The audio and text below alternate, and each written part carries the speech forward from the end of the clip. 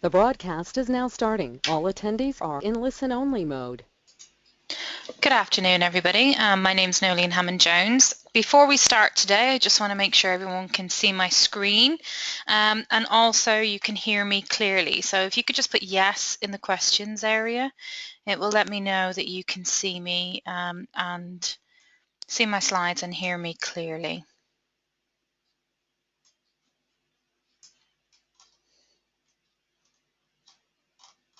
Great, fantastic. Right, well, thank you for taking the time to come to today's session. This session is going to be looking at cover letters. Now, we did do a session yesterday on CVs, so I'm not going to touch on CVs except in reference, being that cover letters accompany a CV.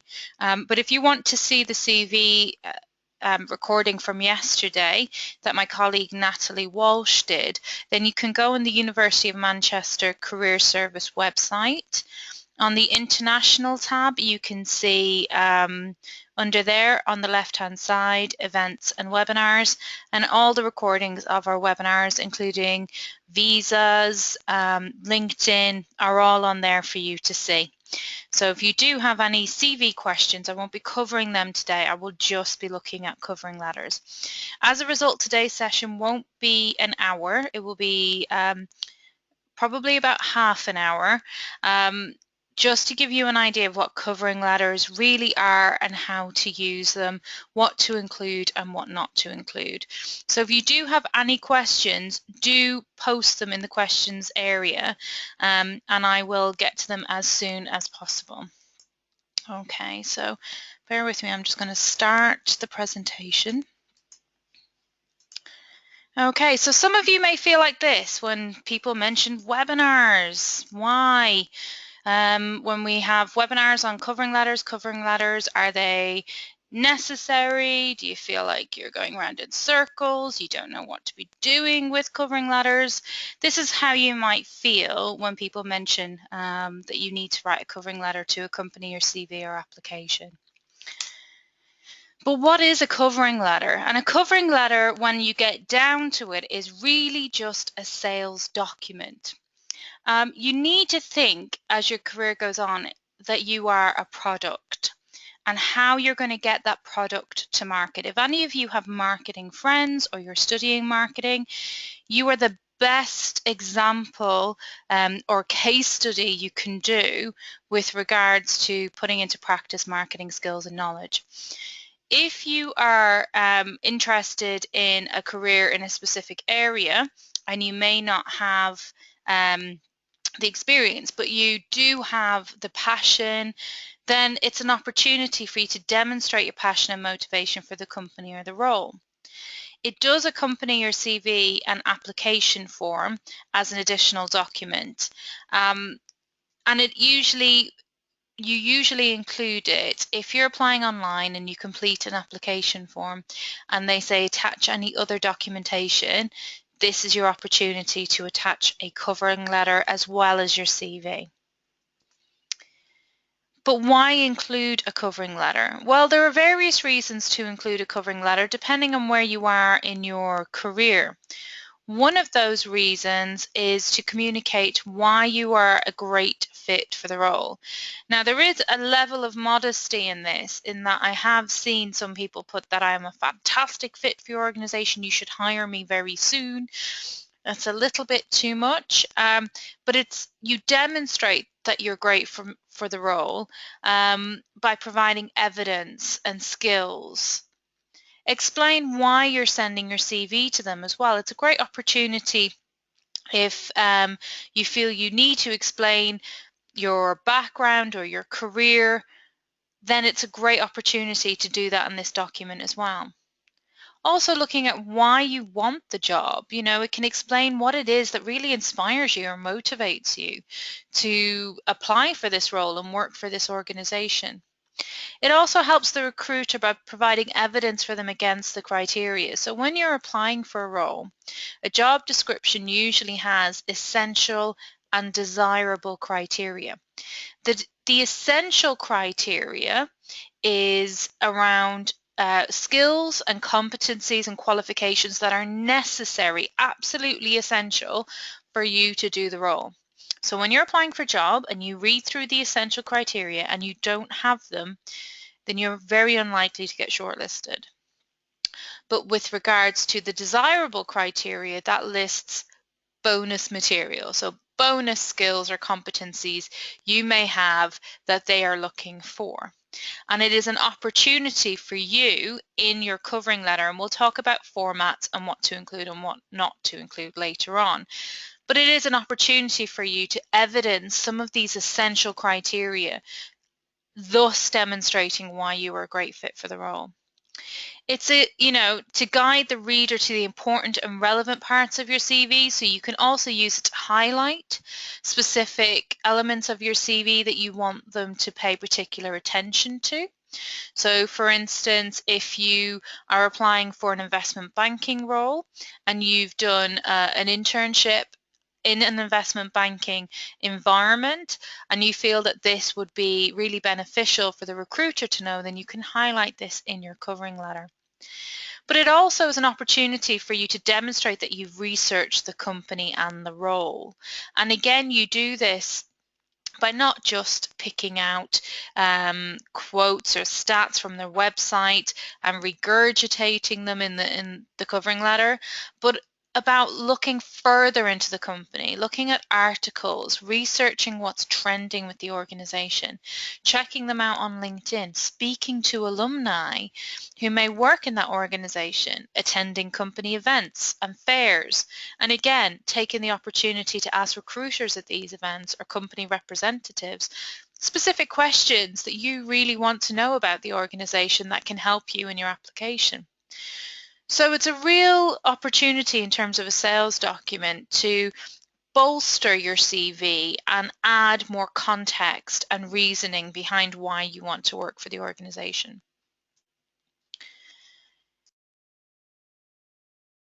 Moving on to the next slide.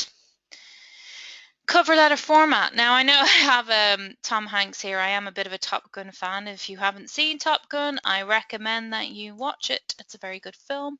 But it is quite easy to put a cover letter together. Now this is advice. My background is working with MBAs globally, 4,500 around the world.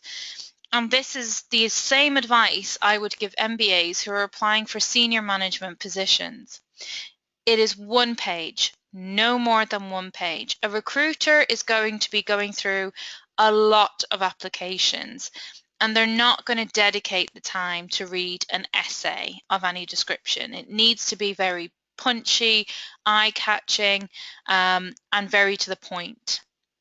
If you have the name of the individual who is hiring for the position, then you will use that. Dear Miss Jones, dear Anthony Walsh, something like that. And if you don't know which is their first name, because I get called Dear Jones and my first name is Nolene, and when I get called Dear Jones, I understand that they've misinterpreted which is my first name and which is my surname. So you need to understand before you send the CV and covering letter to an employer which order their name goes in, and you can do that by looking them up on LinkedIn. It's always in the West, first name then surname. So you will find that it's, use both names if you need to, or ask guidance. If you're not entirely sure and it's a name you're unfamiliar with, ask somebody their opinion. You need to really know this, because if you say, Dear Mr. Jones, and I'm not a Mr., I could be offended. Equally, if you put Dear Mrs. Anthony, Anthony is not a woman, Anthony will be offended. So it is making sure that you address the person appropriately. In addition to that, you need to make sure that if you don't know who it is, it's Dear Sir or Madam, not Dear Sir or Ma'am. That is very American. We don't use ma'am in the UK. It's Dear Sir or Madam. Don't just put Dear Sir, because you're making assumptions that the person who's recruiting you is a man. therefore only a man can recruit you. Again, you probably don't mean that, but it can be misinterpreted. So always include dear sir or madam, so that you're covering all your bases. What I would also say is that you need to include their contact details and yours in a typical traditional letter format. So your details would be in the top right, the company name and address would be on the left-hand side above Dear Sir or Madam or Dear Anthony Walsh. Okay, so you need to make sure that your contact details and theirs are on there. One, it shows them that the letter is for them, and you may think that's unusual because you're obviously sending it to them, but the number of companies that receive covering letters for a different company because the person has just used the same covering letter that they've sent to KPMG that they would send to PwC. So it's making sure that those contact details are the correct ones. In addition to that, if your covering letter gets separated from your CV, they know that it is your covering letter because your contact details are on the top right. Underneath, Dear Sir or Madam, I would have something like Remarketing Graduate Scheme or whatever the job title is so that they know what role you're applying for. That really helps. In addition to that, and I have 5 key elements, but I changed it yesterday, so ignore the 5 key elements. It's really 4 key elements. And this is what I say to every student that comes to see me. When you are writing a cover letter, it's very simple. It's 1 page. 3 paragraphs. The first paragraph is, why do you want that job or why do you want to work for that company? What about them really inspires you and motivates you? And again, going beyond the About Us section on their website, is there something that they're doing around sustainability? Are they an innovative company, cutting edge? They're doing things nobody else is doing. Have they got excellent community programs and projects giving back to the communities that they're situated in? Do their values as an organization match your personal values and you feel a real affinity to this organization? So really go beyond researching the About Us. Do all that research necessary to understand the organization so you can articulate effectively in your covering letter what it is that makes you really want that role or that company. The second paragraph is, what do you have to offer? And by that I mean, if I'm the employer and you've sent me your cover letter, why should I hire you? Now, it's not an opportunity just to list your skills. I want you to take this opportunity, this paragraph, to evidence the skills that I'm asking for in my job description. So if I've asked for somebody who has led a team, and that's essential for me, give me an example of a time when you led a team in your covering letter. Now, it doesn't have to be more than 1 or 2 lines. It doesn't have to be long. Try and be concise and to the point. In addition to that, if you can quantify, quantify. So if you led a team, how many people were in that team? Were they all British or were they all Chinese or were they from different backgrounds? Was it a diverse team? If it was a diverse team, say it was a diverse team. And that shows that you're adaptable and flexible as well as a good leader. So give me examples, evidence those skills and competencies. The third paragraph is a positive ending. It's what should happen next.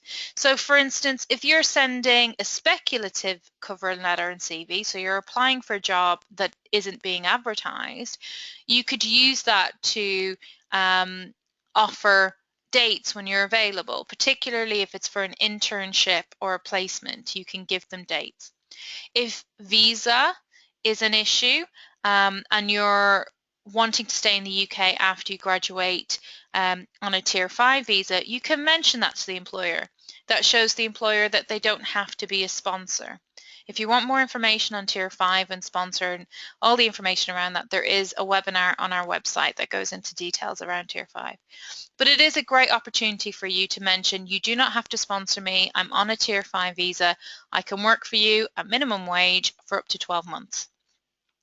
Equally, it's an opportunity for you to sign off. So thank you for your time. I look forward to hearing from you.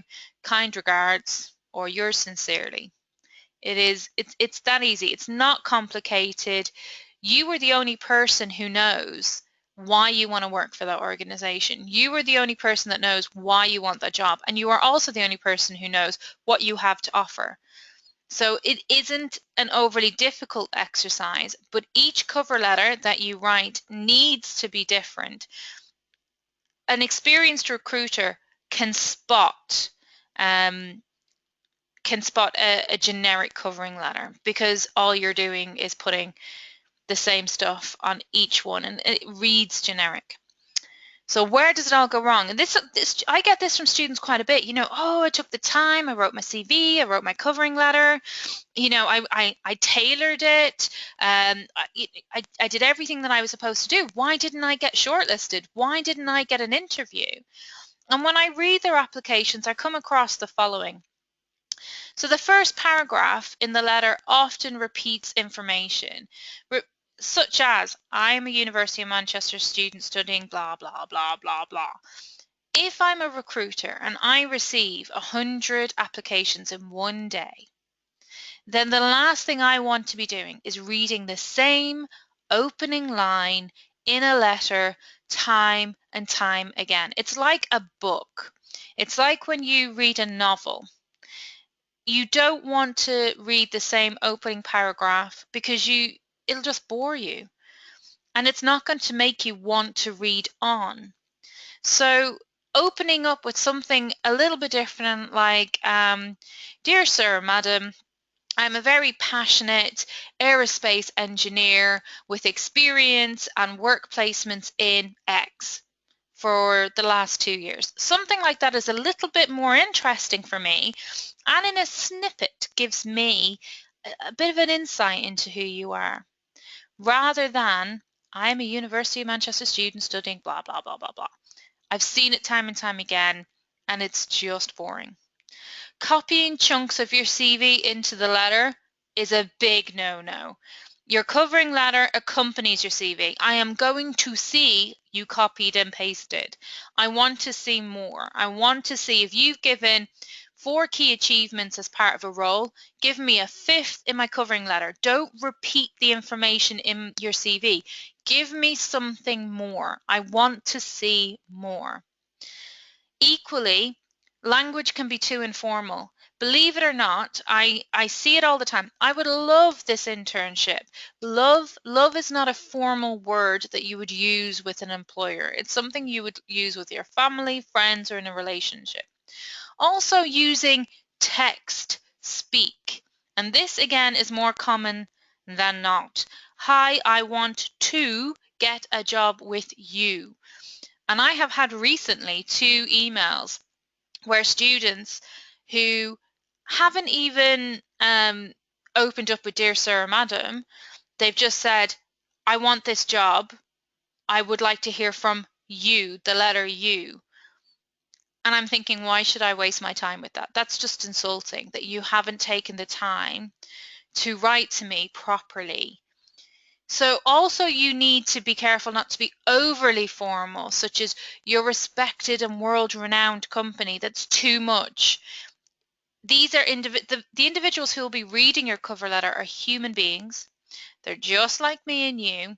They don't need that level of formality either. It's how you speak to a colleague and a peer. Letters are too generic and they don't mention the company receiving the letter. It's a mistake time and time again people make. It's too generic. I've sent this letter to KPMG, I've sent it to PwC, I've sent it to Danone, I've sent it to all these different companies, and it's the same letter.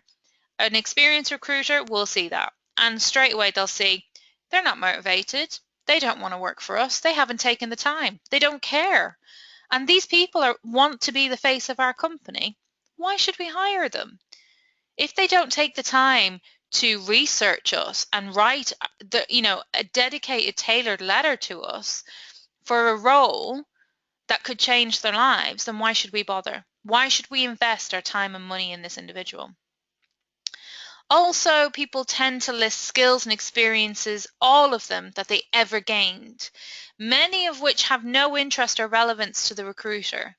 So they want to see evidence of skills. Of course they do. That's what your cover letter is there for. It's to sell you effectively into the company.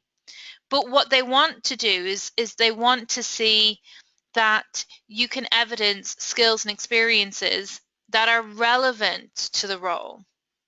So make sure that you can evidence the skills that they've asked for in the job description. And if you copy and paste text from the job ad, they wrote it. They know what the job ad says. It doesn't indicate research, it indicates laziness. So don't copy and paste text from the job advert. Covering letters by email, I would always say play it safe. Avoid the usual informality of an email. Emails can be very informal these days. They're used as often as texts. I would not normally include the letter in the body of the email, but I would attach it as a separate document with the CV and application form. I would say, dear sir, madam, please find attached my CV, cover letter and application form for the role of, whatever the role is. I hope this is, I hope to hear from you soon. If you need to contact me, my contact details can be found in the CV. Kind regards, and your name. That's all they need. Make sure that if they ask for maybe 2 documents, so some companies will say no more than 2 or 1 document, you can combine your cover letter with your CV. So your document is 3 pages long.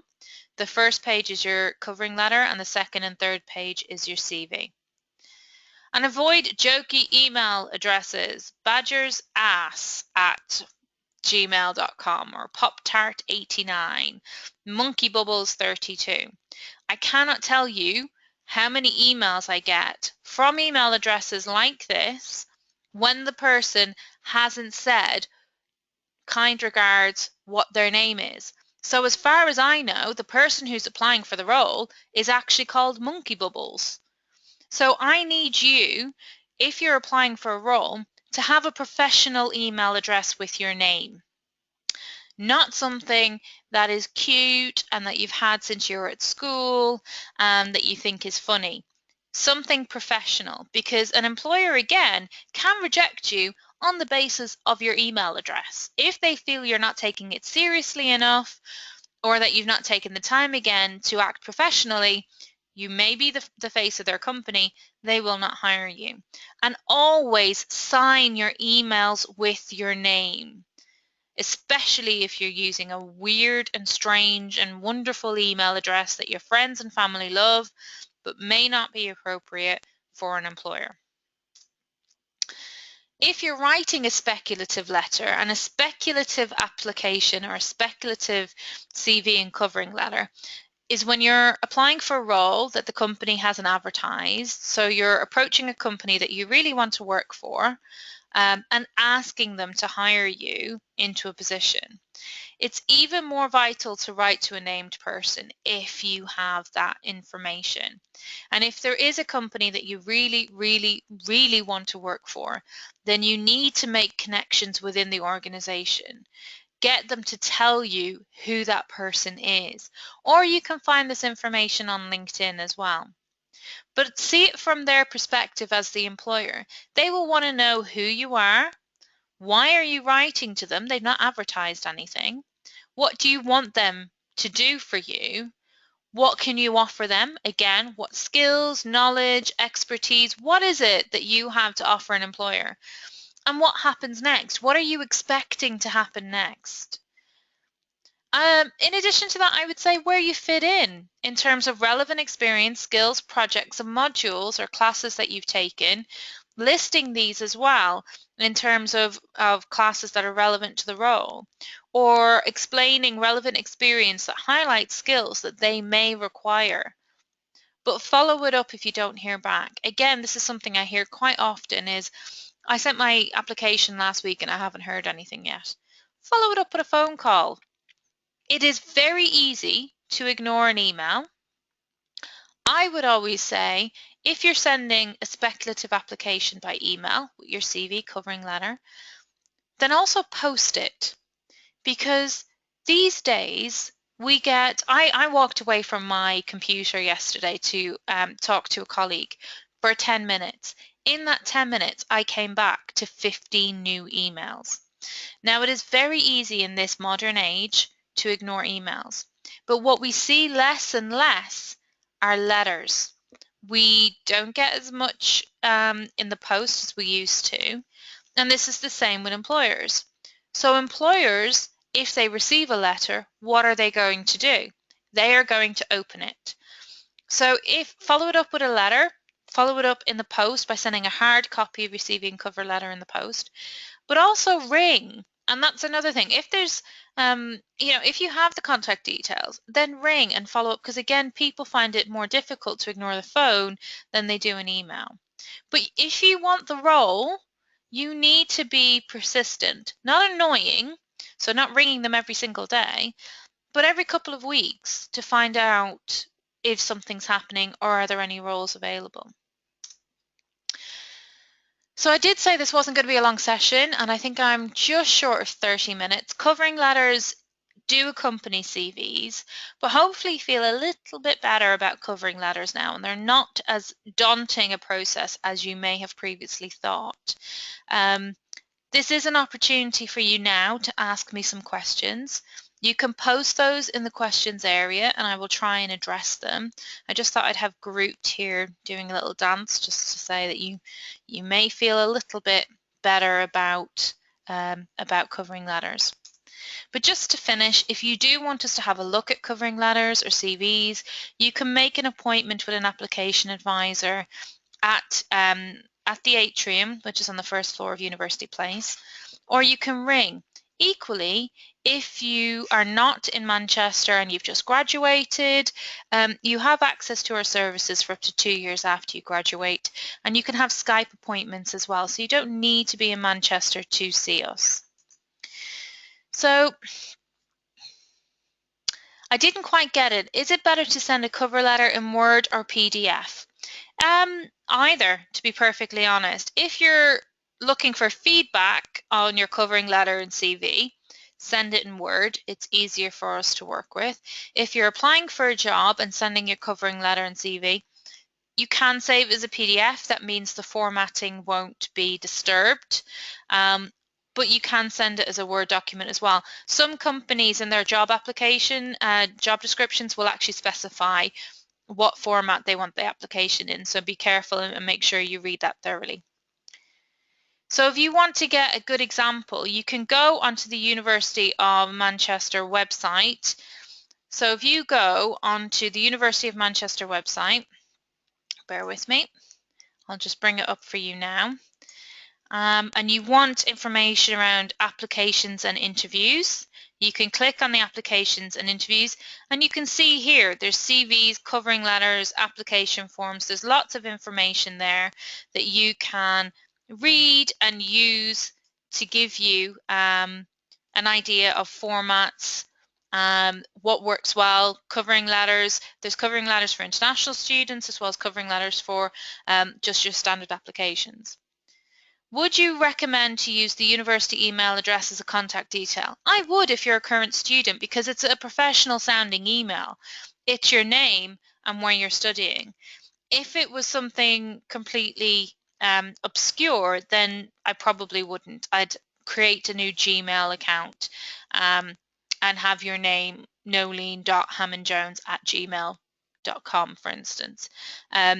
So in terms of your email address, try and make it as professional as possible, but your university email address is absolutely fine, and a lot of students do use it. But if you do have a personal one that's a little bit strange, don't use it. So your email is usually active up until, I think, if you graduate. I'm not entirely sure. If you want to know how long you have access to your email, then you need to contact IT services. To be safe, as I said, you can organize your own professional email address and set up a new account. It's quite simple and can just take a couple of minutes. Now, if you have any more questions around covering letters, please put them through on the questions area and I'll get through to them. For investment banking, should I talk about the industry news, etc., or should use that space to explain why I want that job? I mean, should I demonstrate that I am commercially aware, or should this wait till the interview? No, you need to, Yavinka, you need to demonstrate that you are commercially aware. So that first paragraph is what about the company and what about the job really motivates you? Why do you want to work for them? So it's not just about talking about the industry news. You can refer to the industry news as an added motivator. So for instance, that you keep up to date with the industry news by reading the Financial Times. In addition to that, you've attended company presentations and have been really inspired by the companies, whatever that is. So use that first paragraph as why you want the role and why you want the to work for the organization. What I wouldn't do is, I suppose, repeat something like, I want to work for your organization because you have a great graduate scheme which runs for 3 years, which gives me the opportunity to rotate around different departments. They know what they're giving you. They know what you're getting out of them. What they want to know is why you want to work for them, not just around the graduate scheme and not just what you're going to get from them, but also what you have to give them, how their company is going to benefit from hiring you. Let me just see, I've got some questions coming through. You mentioned to show where you meet the criteria of the job description in the second paragraph, but what if you have several examples? Would you mention only the most important one? How to decide which one is the best? Heike, I wouldn't have a whole paragraph based on one example. Now, your paragraph should be probably about 10 lines maximum. You should use that opportunity to sell your skills in, and not just one. It's not enough. You need to sell multiple skills in. So if they ask for 3 key criteria, which is teamwork, leadership, and languages, then you mention those 3 and give 3 examples. As I said, you only need to give a line or 2 lines maximum per evidence example. There's no real need to go on about, say, one research project for an entire paragraph, because no recruiter is going to read that in depth. What they want to see in that second paragraph is that you can demonstrate the skills that they ask for. I hope that clears that up a little bit. But if you are confused, or you think, you know, I think I've written a good cover letter, but I just want someone to have a quick look and give me their second opinion. As I said, you can either come and make an appointment in the atrium or email us and we can have an appointment on Skype and look at your covering letter, or over the phone. Equally, you can make an appointment to see one of my team, the career consultants, to talk a little bit more about a specific role you're applying for and whether or not your covering letter and CV really will help you in applying for that role. If I'm currently doing my master's but haven't done my undergraduate in the UK, what can you advise me to focus on? I'm not really sure what you mean by that, Felix. Hopefully you will have put your undergraduate and your master's on your CV, so a recruiter will see on your CV that you have studied overseas, and that's absolutely fine. That shows that you've got a global mindset, that you may speak more than one language. But I don't know why you would have to focus on your master's unless you want to pick out skills that you've gained from your master's. I would say look at what the job description asks for, pick out the top 3 or 2 areas in terms of essential criteria, and address those by giving evidence of how you meet those skills, or how you have those skills, or how you can demonstrate those skills. So I wouldn't really look at if I'm currently doing a master's, or, you know, or I did my undergraduate overseas or in the UK. I think you need to demonstrate the skills. They'll see the education in your CV. I hope that's clear. If you have another question on that, or you want me to expand on something, just put another question in for me. What if you know someone in the company but they're not in recruitment? How should I use this to my advantage? First of all, I would contact them to ask them their insights into the organization, what the organizational culture is, what the recruitment process is generally like, because they'll have been through it themselves, maybe slightly differently in a different position, but generally companies do have a system. And then ask their permission if you can use their name in your application that and you would do that in the first paragraph. You would mention a name. Equally, if you got a business card from one of the recruiters at a careers fair or an event, I would use their name in the application as well in the first paragraph, that you were inspired and motivated to work for the organization when you spoke to Mr. Jones, who gave you further insight into the company's culture, into the company's activities overseas. For example, that's something that you could include in your covering letter. I wonder where I can get the video of the webinar yesterday. So if you want to find out, if you look at my screen now, this is the University of Manchester Careers website. If you click on international, just here, this will bring you to the international pages. Now the webinars are on here because I'm the international career consultant and I tend to do the webinars. And you can find them here under events and webinars. When you go in events and webinars, you will see all the online talks. So these will be updated this week in terms of CV writing and covering letters as today, and then recordings will be here. So the CV webinar, if it's not up today, it will be up by the end of the week. So just check back to the website by the end of the week and it will be there for you to look back and click on.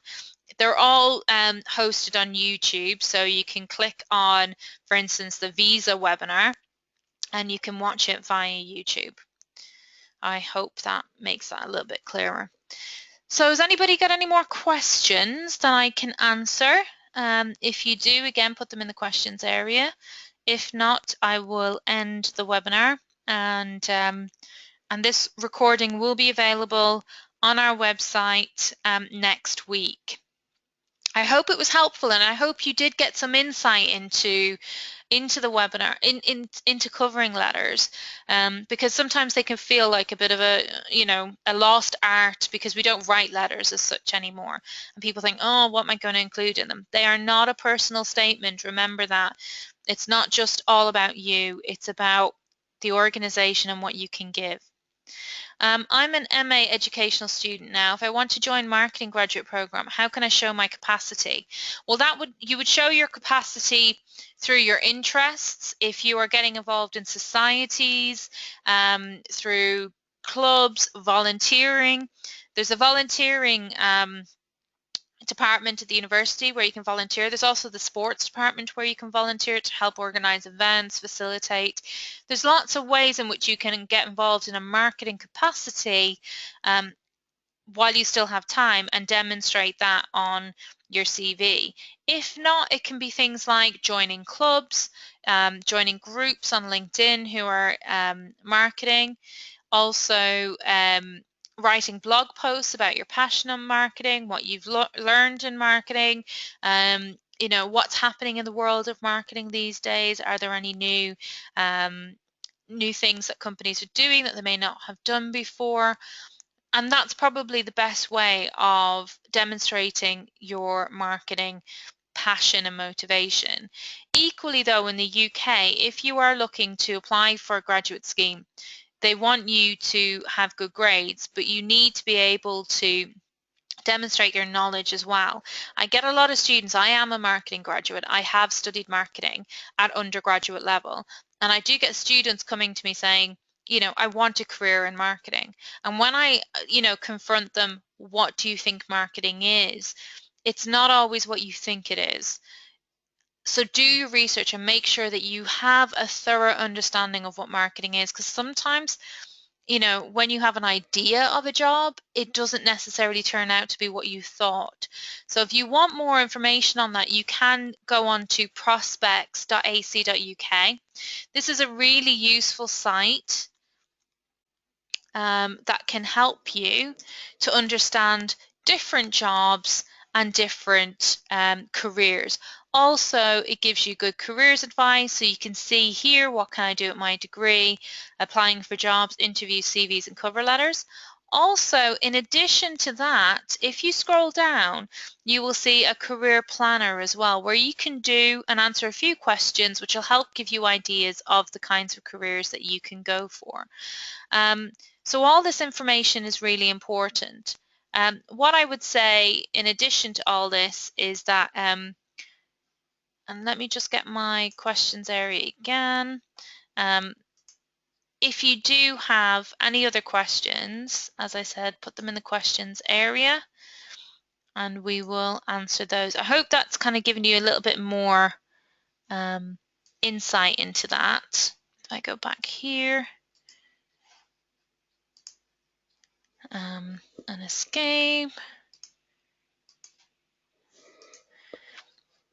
Okay, great. So I think that's all the questions that have come through today. Let me just see if there's any more questions here that have come through.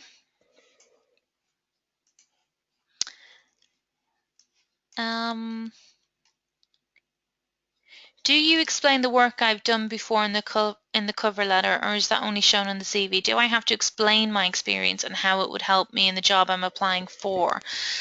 Your CV will demonstrate your previous work experience. Under each role, you need to pick, not just list what you did duties-wise. I want to see key achievements, quantifiable key achievements. What I would say is your covering letter is a sales document. It's an opportunity for you to sell in specific skills. It's not a chance. If you feel that an experience needs to be explained or needs to be highlighted, then fine. But it's really an opportunity for you to demonstrate specific skills required for the role, and evidence how you have that skill. Just saying that you're a great team player isn't enough. You need to demonstrate, a time when you were a great team player, and you can do that through a job that you've worked or a volunteering activity. If I want to ask for some suggestions about my cover letter and CV, I have to make an appointment. You can make an appointment in person by going to the atrium on the first floor in University Place and booking an appointment, or you can ring and ask for an appointment. But yes, you must make an appointment to have somebody look at your CV and cover letter. That's it now, I think. I have no more questions come through. I hope it was useful, everyone. I hope you got something out of it. I hope Groot cheered you up on this very dull winter's day, and I hope you all have a great afternoon. Remember, use the career services. Don't suffer when you're applying for jobs. We are here to support you. We can give you expert advice. It is an opportunity for you to get insights, to get guidance, and no question is a silly question. Every question that you have is valid. Okay, so have a great day, everyone, and I hope to see you on here on webinars again soon.